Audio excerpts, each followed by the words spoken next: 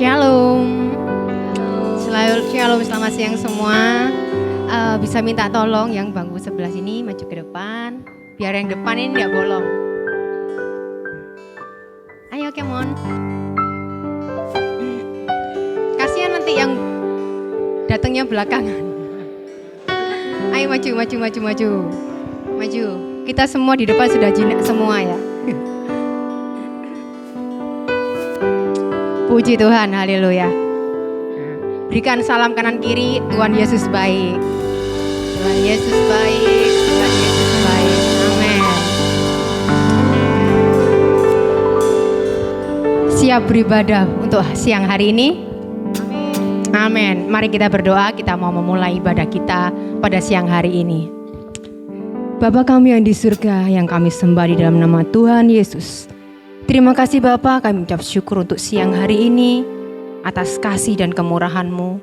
Kalau kami masih diberikan kesempatan Tuhan, untuk kami boleh ada di tempat ini, untuk kami boleh bersekutu bersama saudara seiman kami di tempat ini.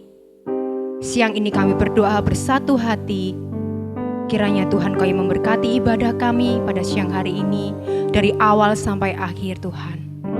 Biarlah setiap kami yang datang dengan segala permasalahan, dengan segala hal-hal yang di luar kendali kami Tuhan, kami percaya Engkau yang pegang kendali atas hidup kami. Terima kasih Tuhan Yesus, kami siap untuk memuji, memuliakan nama-Mu. Di dalam nama Tuhan Yesus Kristus kami berdoa dan mengucap syukur. Sama-sama kita katakan amin. Puji Tuhan, haleluya.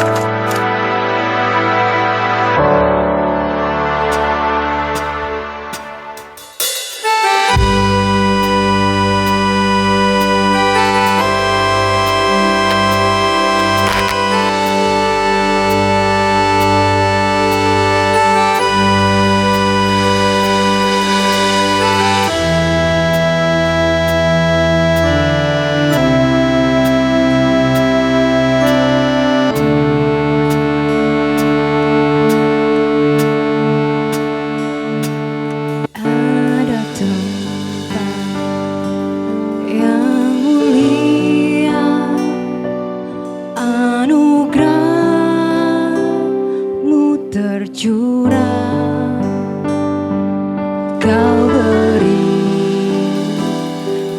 hidupmu sebagai ganti dosaku.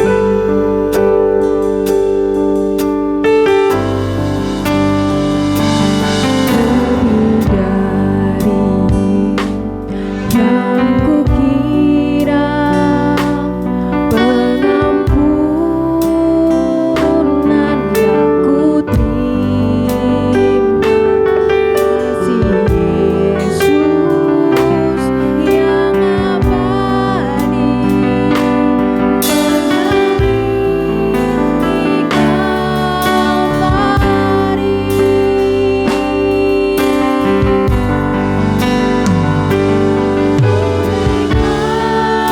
karena salibmu, seluruh hidupku milikmu Tuhan. Darahmu sucikanku, kuasa salibmu pulihkanku.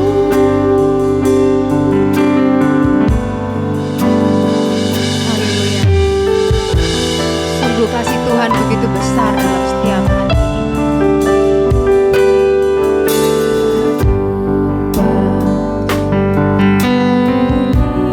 Hanya Engkau yang termulia Tuhan.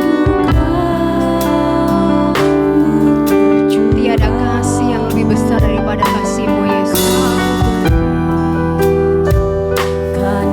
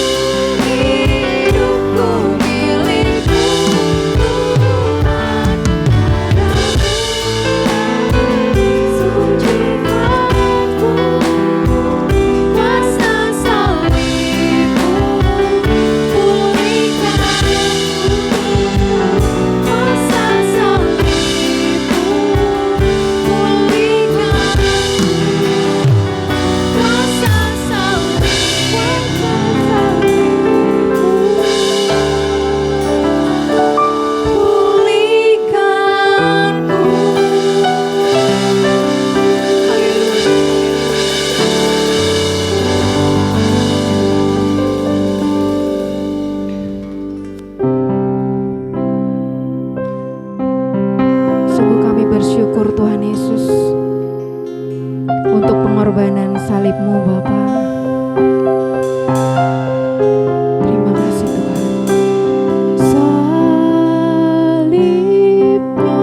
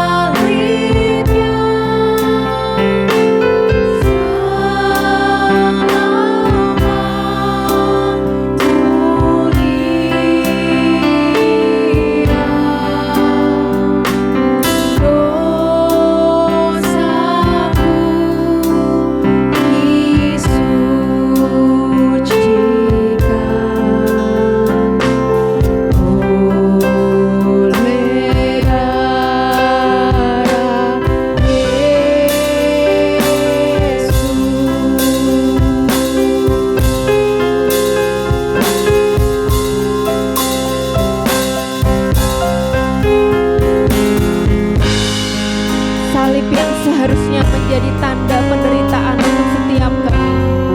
Kini Tuhan ubahnya menjadi tanda kemenangan untuk setiap kami Tuhan.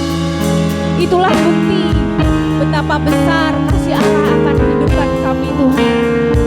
Dia relakan segalanya untuk menebus, untuk menyucikan, untuk menyempurnakan setiap kehidupan kami Tuhan. Yang hari ini kami bersyukur Tuhan Yesus atas karya salib-Mu. Mari Bapak Ibu Saudara-saudari, mari kita nyatakan bersama-sama karena Tuhan hidup dan hidupnya memberikan keindahan dan pengharapan yang baru. Salibnya, salibnya, salibnya.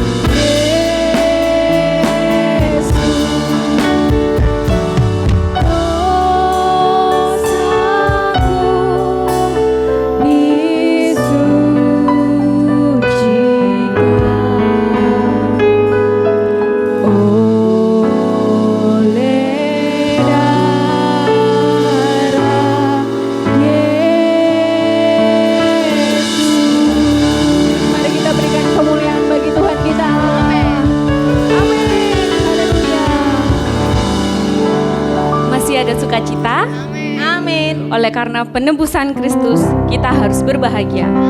Karena kita sudah jadi milik Kristus. Mari kita sama-sama menyanyikan lagu Ku Berbahagia.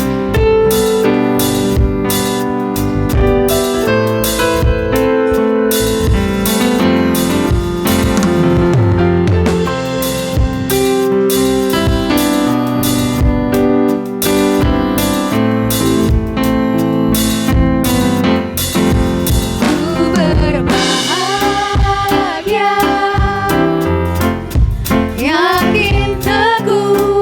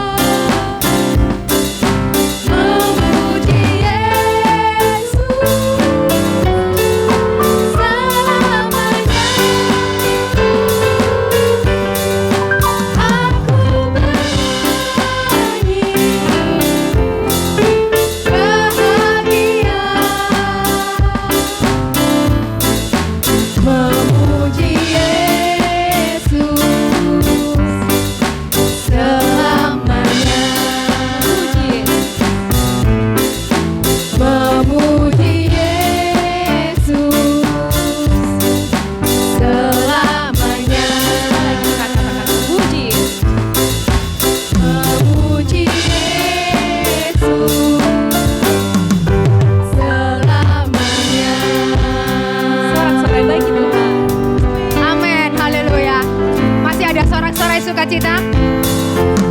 Tunggu, di sini saya lihat ku berbahagia tapi kayak patung ya saudara, lucu ya. Ku berbahagia.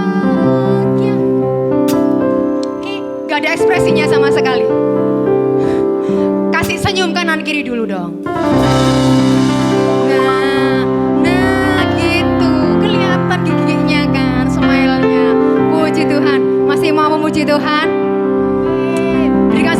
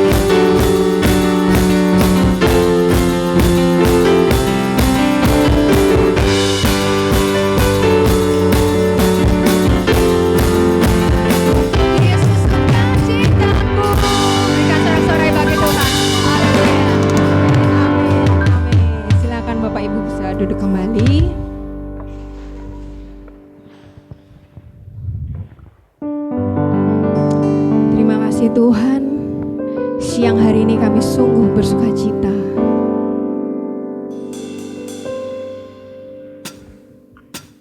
Terima kasih Yesus.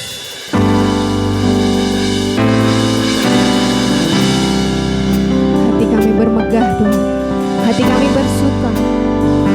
Kami menyembah Allah yang hidup, Allah yang memberikan pengharapan. Yesus, sukacitaku. Yesus, kekuatanku. Penolong dalam kesesakan. Kau sangat terbukti. Yesus sukacita. Yesus sukacitaku. Yesus kekuatanku. Penolong dalam kesesakan. Kau sangat terbukti. Hatiku bersuka memuji namamu, jiwaku bermegah. Ku angkat tanganku, apapun yang terjadi dalam keadaanku. Sukacitaku hanya di dalam-Mu.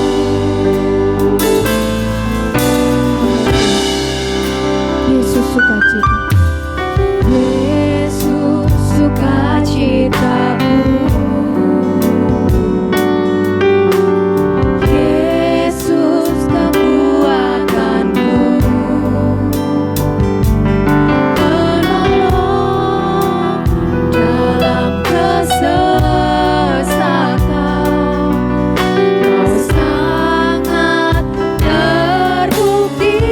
Hati kami bersuka, hatiku bersuka memuji namamu, jiwaku bermegah. Ku angkat tanganku, apapun yang terjadi dalam keadaanku. Sukacitaku hanya di dalam-Mu. Bersuka memuji namamu, jiwaku bermegah. Ku angkat tanganku, apapun yang terjadi dalam keadaanku. Sukacitaku hanya di dalam-Mu. Sukacitaku tak ditentukan oleh keadaanku dan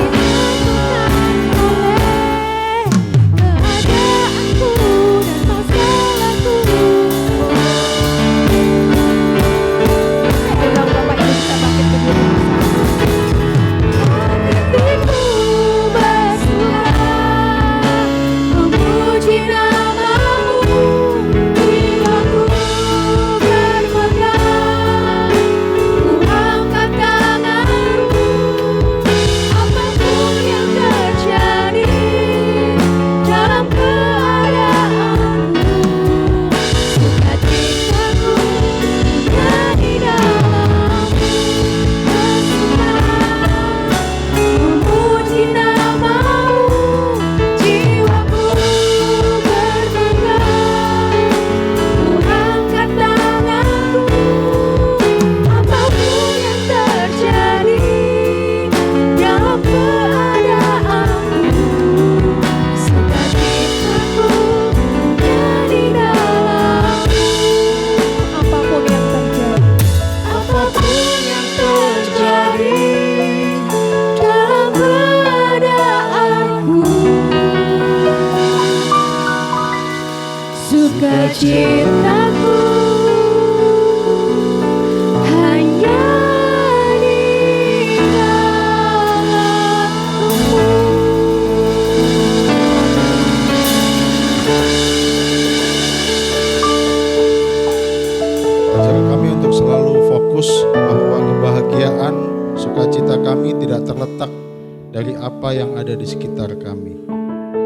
Ajar kami untuk fokus supaya kebersyukuran dan sukacita kami hanya berakar pada Kristus yang bangkit.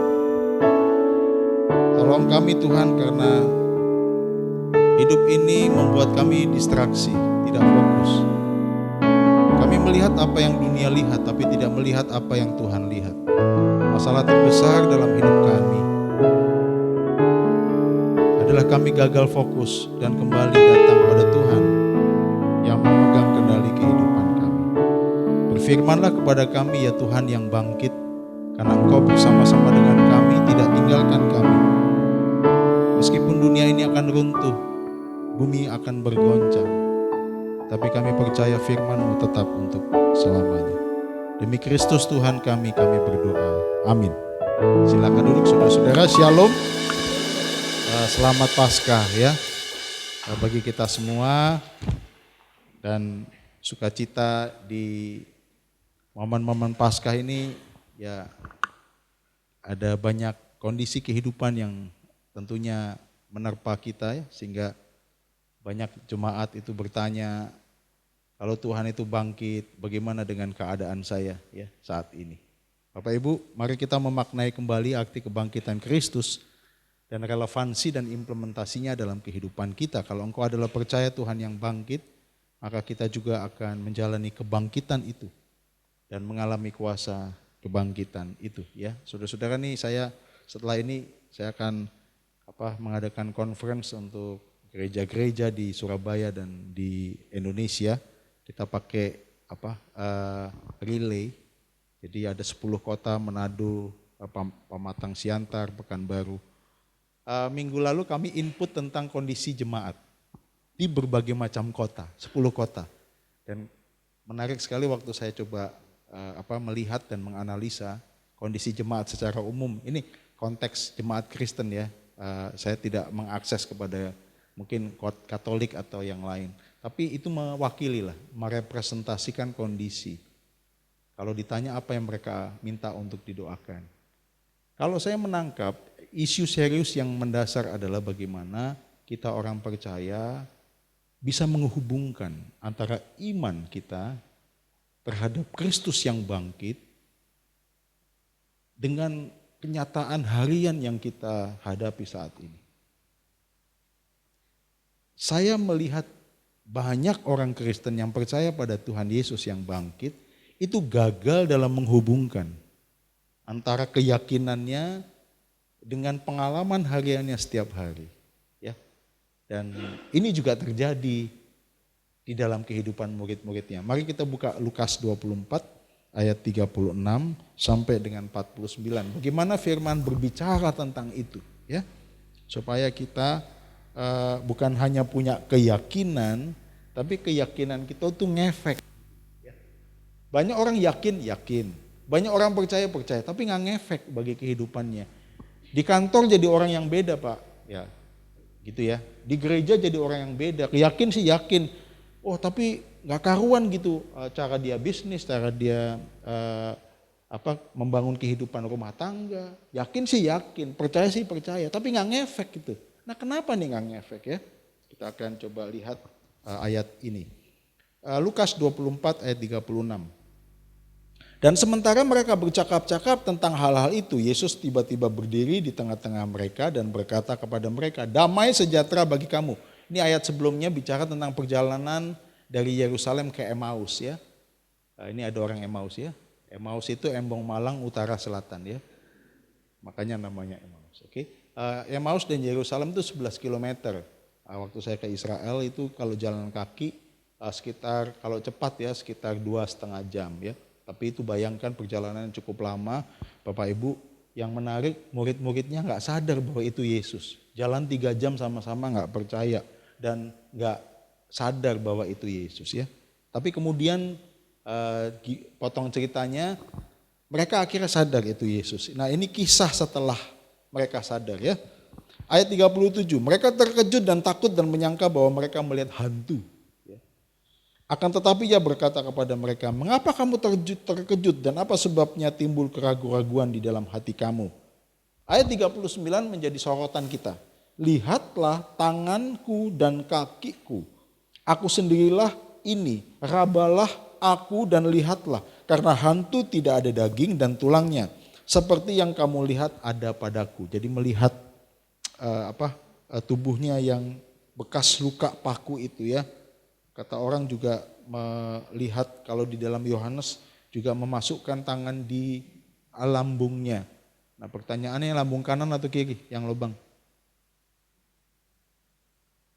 Tradisi Kristen kalau disalib, ada di Yesus yang tersalib itu sebelah kanan.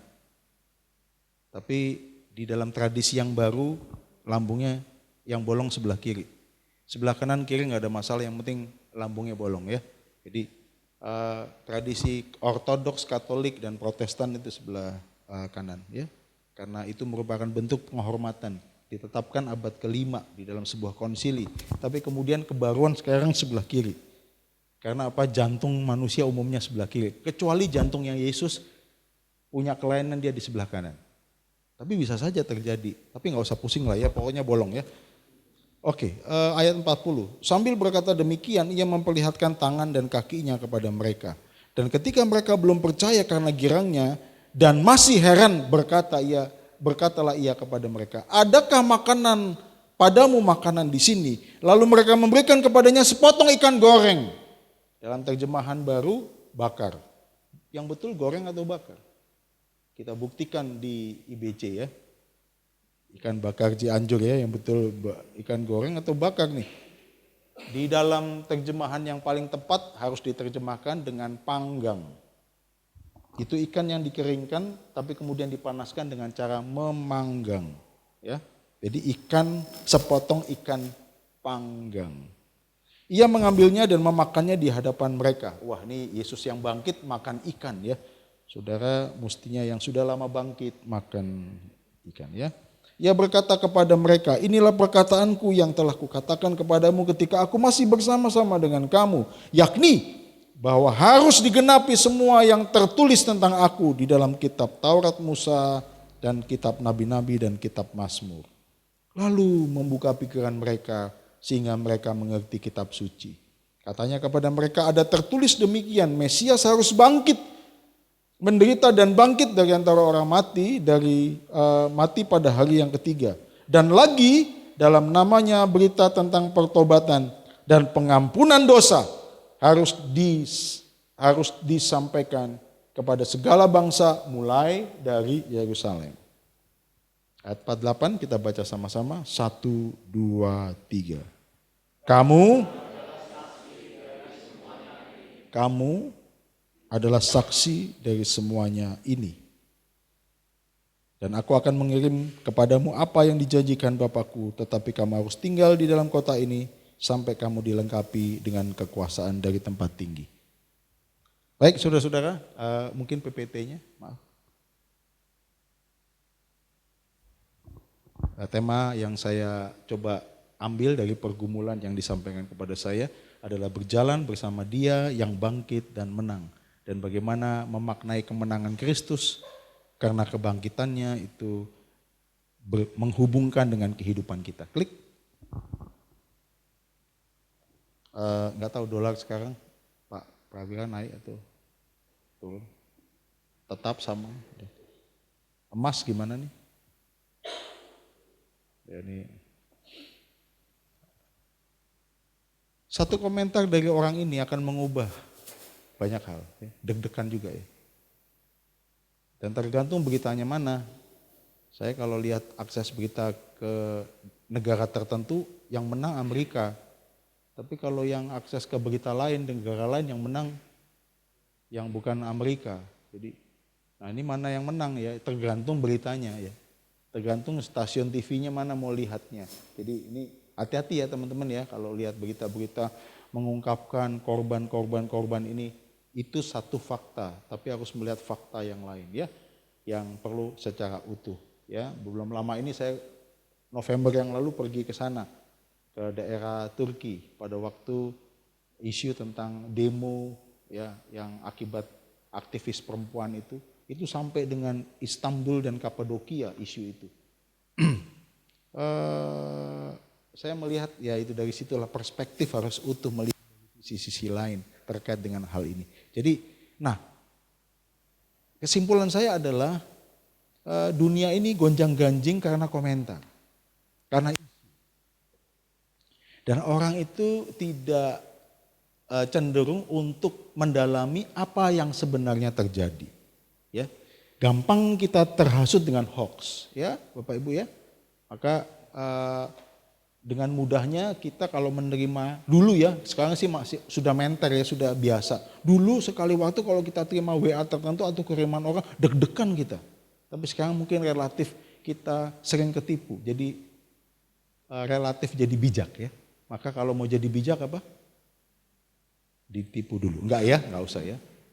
Tapi pengalaman-pengalaman itu membuat kita lebih bijak ya. Oke, saudara-saudara, klik. Situasi pada waktu itu, pada saat Yesus bangkit, ini juga gonjang-ganjing saudara-saudara. Banyak orang itu nggak percaya Yesus bangkit. Bahkan murid-muridnya sendiri. Ada beberapa mereka yang percaya Yesus dicuri. Ada teori waktu itu yang berkembang. Satu, mayat Yesus dicuri. Yang kedua, Yesus itu tidak mati. Tapi hanya matian. Bukan ya. Mati bohongan itu apa? Mati suri. Ya.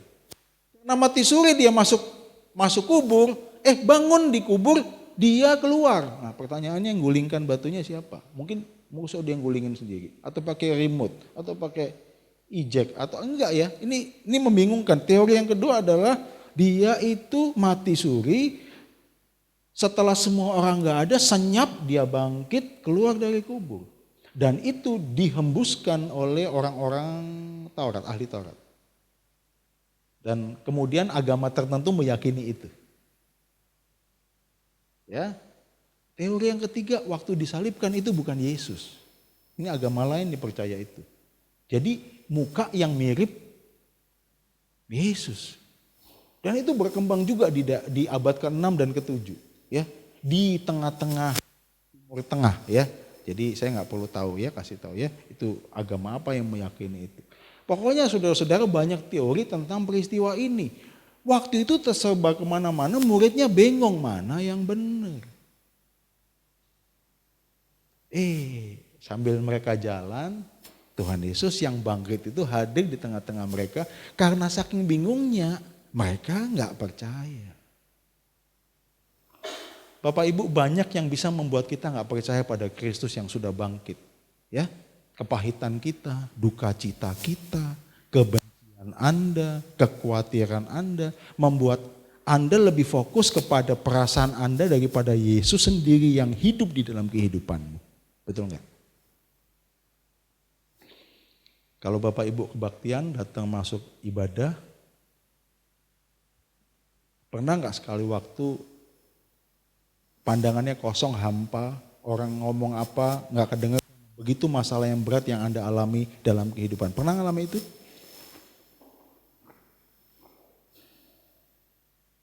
Atau setelah ibadah pulang kosong lagi? Ya saya pernah ngamati beberapa orang pandangan yang kosong masuk gedung gereja, ya pokoknya pandangannya kosong, blank sudah. Terus saya tanya, Ibu kenapa? Ada pergumulan yang tidak mudah yang dihadapi yang menyebabkan dia akhirnya lebih fokus kepada masalahnya.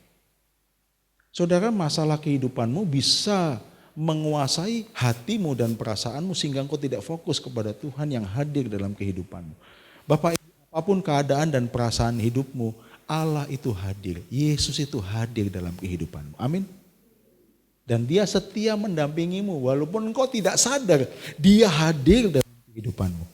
Ini sama murid-muridnya begitu teman-teman. Murid-muridnya tergoncang, murid-muridnya takut, murid-muridnya cemas dan kecewa. Di dalam bagian sebelumnya, betapa murid-muridnya kecewa karena melihat Yesus yang bangkit. Saudara bisa membayangkan seseorang yang melakukan segala kuasa dan mujizat di depan mata mereka, orang yang sama di depan mata mereka mati di kayu salib dan tidak berdaya. Mereka mengalami yang namanya kekosongan rohani. Karena pada waktu itu ada sesuatu yang bergolak dalam pikiran mereka. Kenapa Yesus yang berkuasa kemudian dia mati konyol? Karena dia nggak ngerti tentang apa, tentang Taurat Musa, tentang kitab nabi-nabi. Mereka belum bisa menghubungkan ayat-ayat perjanjian lama dengan peristiwa-peristiwa yang terjadi.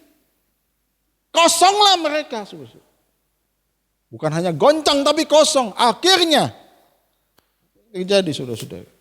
Yesus jalan 3 jam loh sama itu Kleopas dan temannya. Ayo orang Emmaus, siapa namanya temannya Kleopas ini kan GKI Emmaus. Pasti tahu namanya temannya Kleopas yang jalan sama Kleopas. Siapa? Bukan Simon. Namanya temannya Kleopas adalah temannya Kleopas. Ya karena kita nggak tahu ya. Nggak tahu namanya temannya Kleopas siapa, nggak ditulis ya. Kalau nggak ditulis ya sudah nggak usah cari tahu. Tapi ada temannya Kleopas. Saudara-saudara bayangkan kalau bahasa orang itu hang gitu loh. Ini hang ini. Ini ada sesuatu yang membutakan mata iman mereka sehingga tidak sadar Yesus hadir dalam kehidupan mereka. Mungkin itu yang Anda alami saat ini. Keadaan-keadaan tertentu yang kemudian merangsek dalam hatimu, menguasai perasaanmu sehingga engkau tidak sadar bahwa Yesus itu hadir dalam kehidupanmu. Tapi apa yang terjadi saudara-saudara? Yesus berkata di dalam ayat-ayat ayat ini, kamu adalah saksi. Proses keimanan mereka dari buta sampai mereka sadar, ini membentuk murid-muridnya untuk tahu bahwa apapun yang terjadi dalam kehidupanmu, Yesus tetap hadir, setia menjalani proses yang engkau alami. Bapak Ibu, engkau sedang mengalami proses apa sekarang? Ada yang mengecewakan hatimu? Ada yang membuat engkau takut? Ada yang membuat engkau marah? Ada yang membuat engkau terluka? Ada yang membuat engkau pahit? Saya baru konseling dengan beberapa bapak yang mengalami mid insomnia. Mid insomnia itu laki-laki, umumnya diderita laki-laki jam 2 bangun gak bisa tidur lagi. Gelisah. Nah, kecenderungan orang yang mid insomnia itu langsung mengakses komputernya lihat pornografi. Itu jadi masalah lain. Nah, saya waktu khotbah, biasa kalau saya khotbah, saya menantang mereka yang susah tidur dan sebagainya. Betul sekali ada 13 bapak yang susah tidur. Dan betul sekali dari 13 bapak, 8 bapak mengkonsumsi pornografi di jam 2 sampai jam 3 pagi. Kumpulin, ya langsung pendalaman, ya.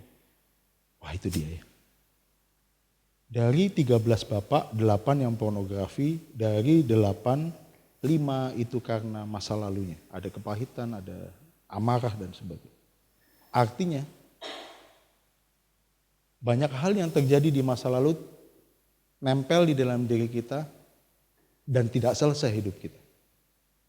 Dan itu mengganggu pikiran kita dan membuat iman kita itu jadi hati kita itu kayak kanker, digerogoti. Dan orang itu gilanya membiarkan itu. Menghancurkan dirinya, menghancurkan dia dan relasinya. Perlu ada dorongan seperti yang Tuhan Yesus lakukan untuk menyadarkan mereka ini harus diselesaikan gitu loh. Jangan dibiarkan. Jangan mengasihani dirimu. Tapi nggak tahu ya kok cenderung orang mengasihani diri. Apa bentuknya itu? Mengasihani diri, membiarkan itu. Istrinya sudah bilang, Pak, ayo Pak, kalau bisa datang ke pendeta, datang ke konselor, supaya nggak begini terus. Istrinya bolak-balik ngomong gitu. Tapi laki-laki itu malah marah. Kamu nih yang sakit. Saya sehat-sehat saja. Wah, anak-anaknya kena dampak akhirnya. Karena kemarahan. Saya kalau urusan perempuan ada konselor yang lain karena ini yang bapak-bapak nih. Artinya begini, mereka yakin Yesus bangkit tapi tidak bisa menghubungkan dengan kenyataan hidup yang mereka sekarang alami. Nah ini kan ada problem nih, ada gap nih. Dan mungkin ini gap yang terjadi dalam kehidupan kita. Klik. Bapak Ibu, Anda adalah saksi. Saksi itu menyaksikan, mengalami Yesus, tapi juga mempersaksikan kepada orang lain. Menyatakan kepada orang lain tentang keyakinanmu yang engkau hidupi setiap hari. Tanpa disadari, kalau engkau adalah orang percaya pada Yesus yang bangkit, anak-anak kita itu melihat perilaku kita, apakah perilaku kita itu menunjukkan bahwa Yesus itu bangkit dalam kehidupan ini. Bagaimana engkau ketika masuk, bersemangat waktu keluar dari rumah untuk ke tempat kerja. Itu salah satu bentuk dari semangat hidupmu yang menunjukkan bahwa keyakinanmu tentang Yesus yang bangkit itu mengubah atau mempengaruhi cara engkau melakukan segala sesuatu di dalam kehidupanmu. Betul nggak? Atau ini masalah keyakinan, area keyakinan, ada hubungannya Pak sama area kehidupan saya, begitu? Dualisme, betul? Itu yang terjadi, ada separasi, ada pemisahan. Dan kalau itu terjadi, maka gelaplah dunia ini. Karena orang-orang yang percaya yang harusnya menjadi terang di tengah-tengah dunia, lumpuh, saudara-saudara. Klik. Nah ini dia. Baca Alkitab ya setiap hari ya Bapak Ibu ya. Rutin baca Alkitab teman-teman. Salah satu bentuk untuk mengalami Yesus yang bangkit itu baca Alkitab. Ya. Saya usul 1 hari 2 pasal saja. 2 pasal. 1 hari 2 pasal. Ya. Kalau nggak punya teman membaca Alkitab sama-sama saya ya. Karena apa? Saya juga perlu ditemani baca Alkitab. Kalau baca sendiri, semangat di awal, drop di tengah. Apalagi kalau sudah kena kitab ulangan, imamat, itu teman tidur yang, obat tidur yang sangat luar biasa ya. Kalau susah tidur baca imamat katanya. Ya. Belum baca sudah tidur ya. Nah, baca Alkitab karena itu bagian dari menikmati Yesus yang bangkit. Firman itu berbicara dalam hidupmu. Ya, itu harus dibangun kembali disiplin ini. Maka baca firman. Yesus kembali fokus untuk membaca firman. Klik. Dan ini pesannya. Kita baca sama-sama. 1, 2, 3. Yesus yang mati sekarang sungguh-sungguh bangkit dan hadir bersama dengan murid-murid. Dia bisa berjalan, makan, bicara, dan diraba dengan tangan. Pak, saya sekarang gimana? Bagaimana saya meraba Yesus dengan tangan? Yohanes mengatakan apa? Berbagailah engkau yang tidak melihat tapi percaya. Ketika engkau percaya, engkau akan mengalami Yesus yang bangkit. Dan itu akan menolongmu untuk apa? Hidup bersama dengan Dia yang bangkit. Percaya. Mulai harimu dengan berdoa dan meyakinkan dirimu, Yesus, engkau berjalan dengan aku saat ini. Karena engkau bangkit dalam hidupku. Set up itu selalu, kalibrasi hatimu selalu begitu. Supaya engkau sadar dimanapun engkau berada saat ini, engkau bersama dengan Yesus yang bangkit. Saya ingin bidik fokus kepada satu hal ini. Klik. Oke. Saudara pernah mikir gini gak? Yesus itu bangkit dengan tubuh kebangkitan. Dan menurut catatan firman, kita nanti kalau mati bangkit, kita akan mengalami tubuh seperti Yesus yang bangkit. Betul? Betul ya? Nah pertanyaannya, kenapa waktu Yesus bangkit dia menyisakan bekas luka di paku? Shopee ya, saya pikir Shopee ya. Oke, pertanyaan saya begini. Waktu Yesus bangkit, harusnya dia bangkit dengan tubuh yang sempurna. Tapi kenapa waktu dia bangkit, dia menyisakan bekas luka di tangan, kaki, dan lambungnya? Itu berarti kalau ada orang yang mati jerawatan waktu dia bangkit, mukanya jerawatan dong. Kalau ada orang yang ketabrak, kemudian kakinya patah, waktu dia bangkit, kakinya mengsle dong. Nah pertanyaannya kalau Yesus bangkit dengan tubuh yang sempurna, kok masih ada bekas luka? Pasti nggak pernah mikir, pasti. Ini ditanyakan sama mahasiswa saya dari Muhammadiyah. Saya ngajar juga di sana. Saya ngajar di UINSA juga. Saya ngajar Islam di Universitas Islam. Aneh ya. Waktu ngaji nanyanya begini. Wah, jawabannya Pak. Wah, ini seru nih. Semua mahasiswa saya nanya begini. Kalau menurut catatan, dia ingin membuktikan Yesus dia bangkit itu makan ikan. Kenapa dengan makan? Itu bukan hanya makannya. Melakukan aktivitas manusiawi biasa. Yesus ingin melakukan itu menunjukkan dengan makan ikan. Ya. Makan ikan itu bukan hanya makan ikannya, tapi makan ikan prosesnya dengan humus. Ya, humus dan juga ada dengan roti yang dipecahkan. Itu makan. Ingin menunjukkan kepada murid-muridnya dia beneran bangkit, bisa makan. Berarti dia darah dan daging gitu loh. Tetapi yang menarik pada waktu dia bangkit, ada bekas luka di tangannya yang dia biarkan ada di sana. Itu untuk satu hal. Untuk menegaskan kepada murid-muridnya bahwa dia yang mati, dia yang bangkit. Maka ini juga menyangkal bahwa yang mati itu bukan Yesus yang bangkit atau yang hidup. Ini menegaskan apa? Dia yang mati di kayu salib, dia yang bangkit. Ini satu premis, satu pandangan yang sangat kokoh, saudara-saudara. Kenapa ini penting? Ini ingin menegaskan bahwa apa? Yesus membiarkan ada luka di tangan, kaki, dan lambung, menegaskan kepada murid-muridnya bahwa dia sungguh-sungguh bangkit. Dia bukan hanya mati, dia bangkit.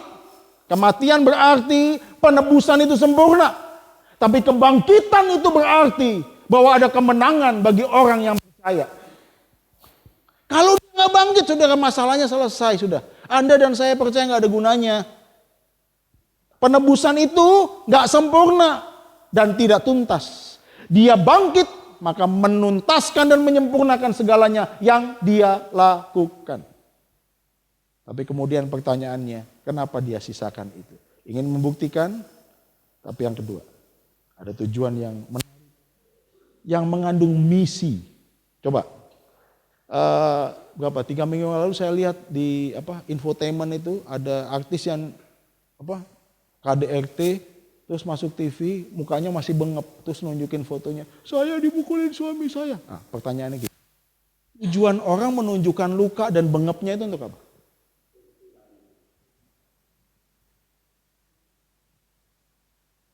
Misalnya masuk TV, aduh bengep ini, ya itu ya di fotonya ditunjukin, ini bengep ini. Ya, itu tujuannya apa? Menunjukkan luka sama orang lain tujuannya?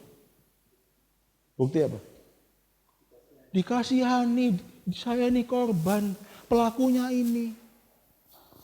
Bapak Ibu gini, apakah ketika Tuhan tunjukkan luka tangan dan kakinya, dia ingin menunjukkan kepada murid-muridnya bahwa dia adalah korban yang harus dikasihani? Jawabannya tidak.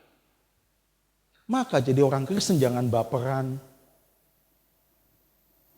Sorry ya, banyak orang Kristen baperan. Pelayanan sedikit capek, mutung.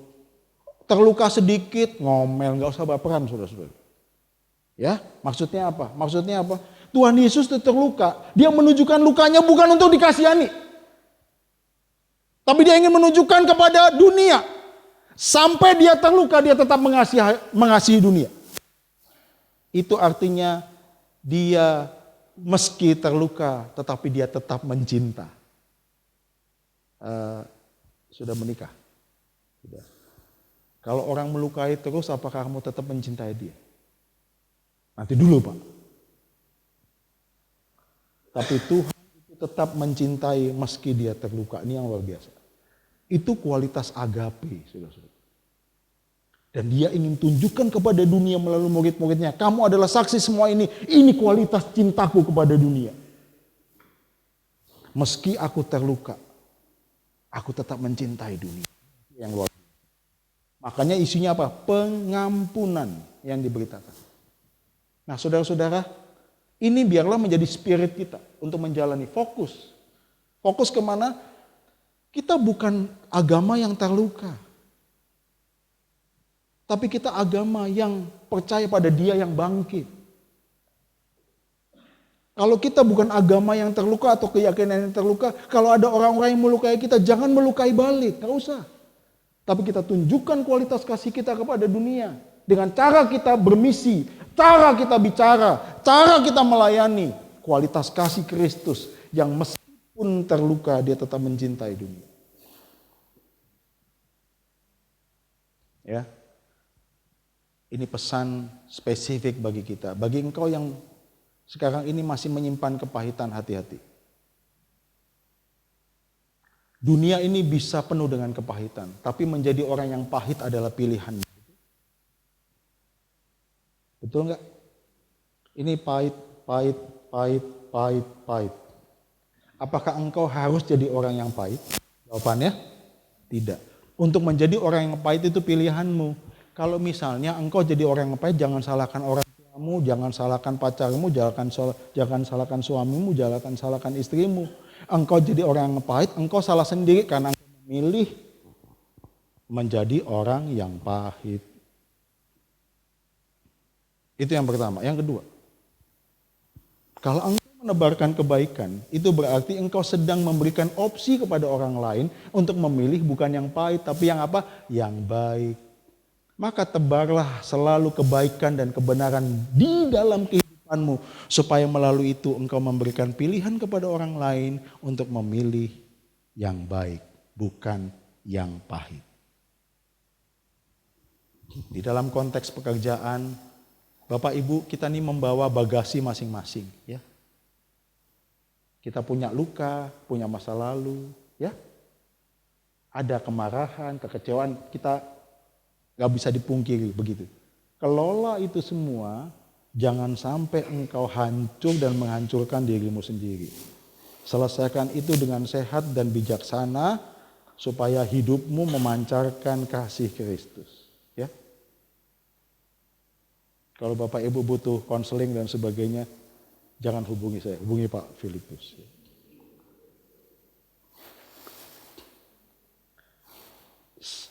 Pelayanan konseling untuk pendalaman ini perlu. Maka di gereja-gereja tolong ini jadi serius. Saya kerjasama sama Keuskupan Malang, sama Romo Deni dan Romo Pit di Malang untuk membuat namanya social counseling. Bagi orang agama apapun, kita buka itu. Karena rupanya di dunia, di luar kita, banyak orang yang butuh dibantu. Dan harusnya kita orang percaya. Orang yang bisa menjadi teladan. Ada kepahitan, ada luka, ada apapun yang terjadi. Tapi saya memilih untuk hidup dalam kasih. Dan dunia harus tahu. Saya bisa itu karena kasih Kristus yang sudah memulihkan saya. Mari kita berdoa. Saya ajak kita meneduhkan hati. Apa pergumulanmu saat ini, teman-teman? Tuhan yang hadir bersamamu saat ini, Dia tahu isi hatimu. Maukah engkau mengajukan doa kecil siang ini? Tuhan, engkau tahu siapa aku. Engkau tahu masa laluku. Engkau tahu bagasi-bagasi yang aku masih bawa nih. Berikan aku kekuatan, permintaanmu. Berikan aku kekuatan untuk melepaskannya. Apa yang tidak perlu, bantu aku lepaskan.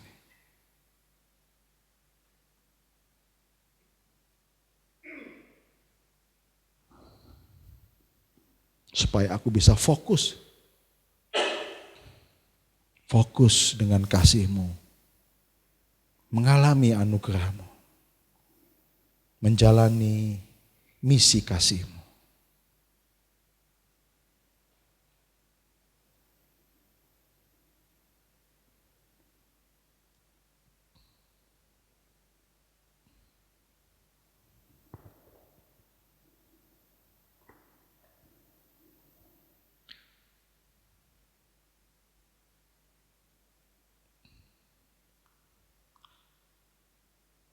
Ambil waktu teduhmu saat ini, teman-teman. Tenangkan dirimu. Mungkin kau sudah lama tidak menikmati waktu yang teduh dan tenang. Terlalu bising. Terlalu cepat engkau bergerak, berganti tempat. Terlalu cepat engkau harus ambil keputusan. Terlalu cepat urusan yang datang pada dirimu. Dan terlalu banyak yang engkau harus pegang. Waktu untuk sendiri teduh bersama dengan Tuhan rasanya adalah waktu yang langka tapi berharga. Nikmati waktu-waktu ini meski hanya semenit, setengah menit. Nikmati waktu ini bersama dengan Tuhan yang bangkit di dalam hidupmu.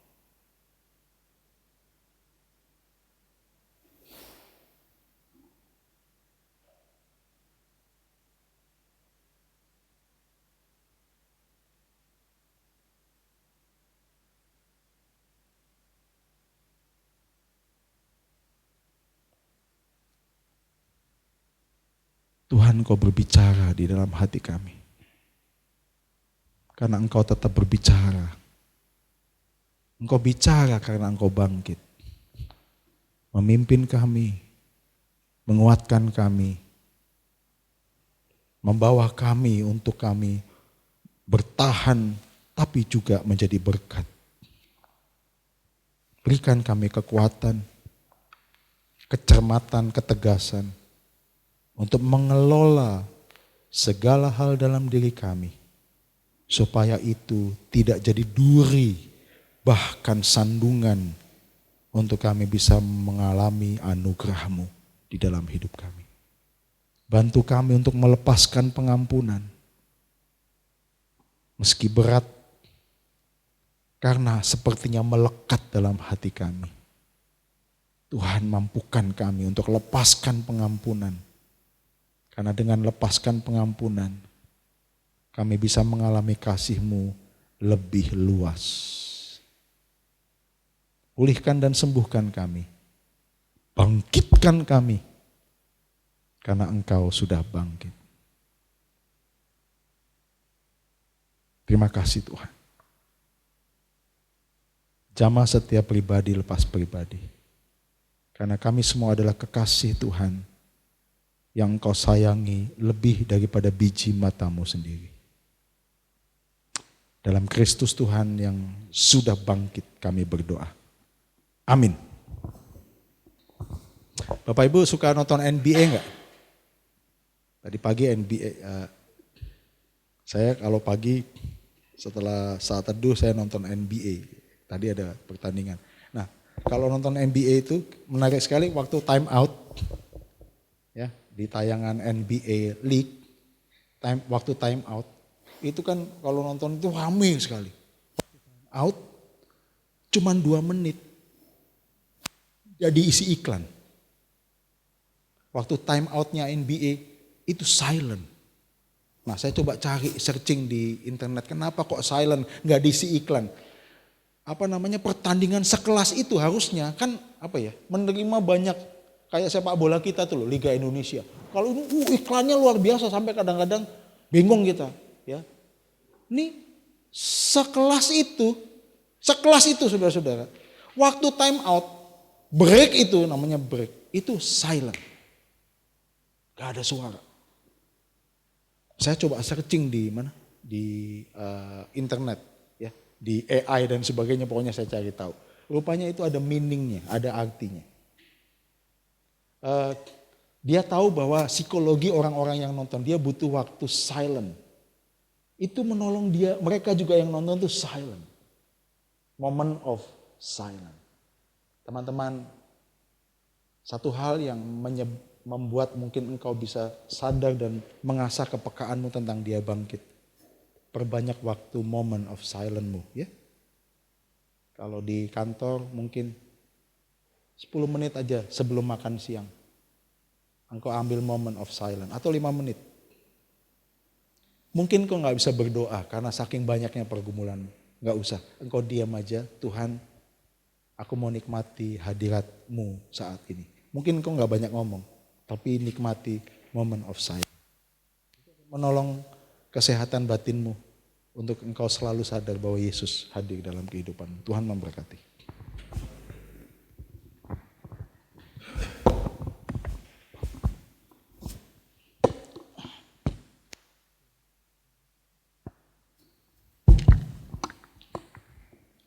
Ya, puji Tuhan.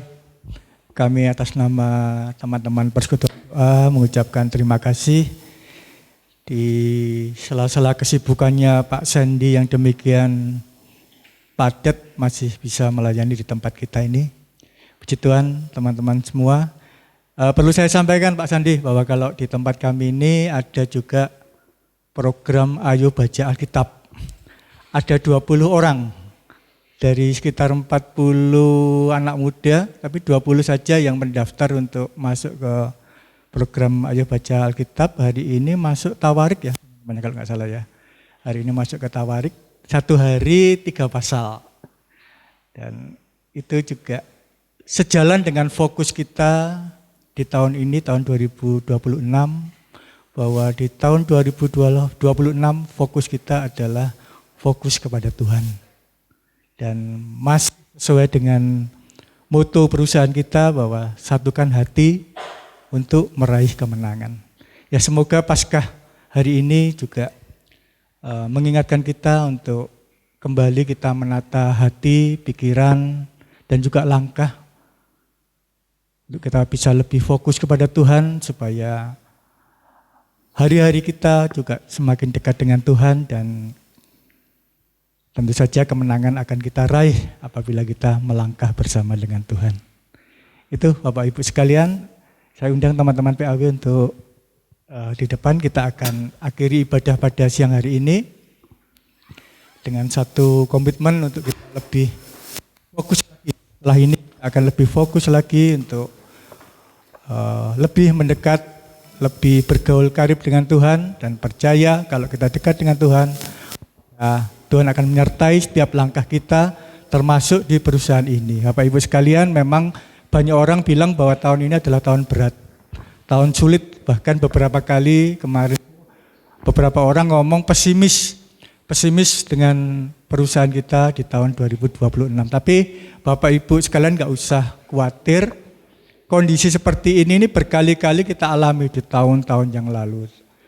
Tapi buktinya sampai saat ini penyertaan Tuhan selalu ada pada perusahaan kita dan saya yakin, kita semua yakin tahun ini pun mujizat Tuhan juga akan terjadi pada perusahaan ini. Ada amin?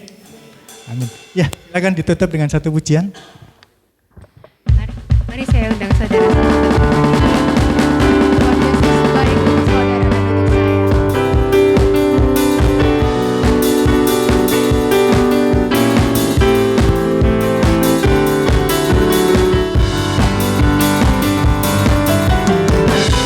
Mari kita hidupi Kristus karena Dia hidup di dalam hidup kita. Jika ada masalah yang berat, mari kita berjalan bersama Kristus.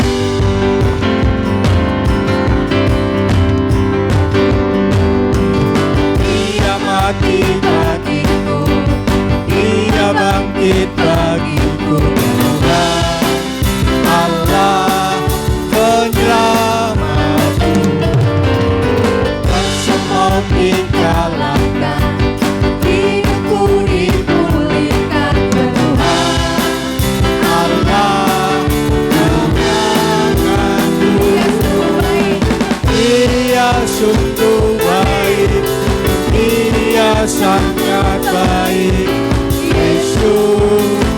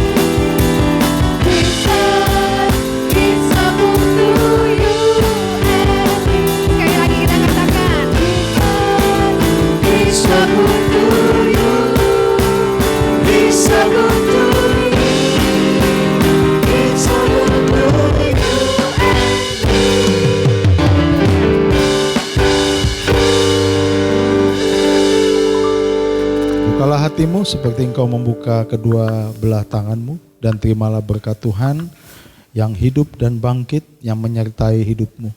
Kasih karunia, sukacita, kebahagiaan, pengampunan, kedamaian, kesetiaan dari Allah Bapa, Putra dan Roh Kudus menyertai saudara-saudara, memberkati seisi rumahmu, kini, seterusnya, hingga sepanjang masa. Amin. Selamat Paskah semua. Silakan. Ibadah kita sudah selesai siang hari ini.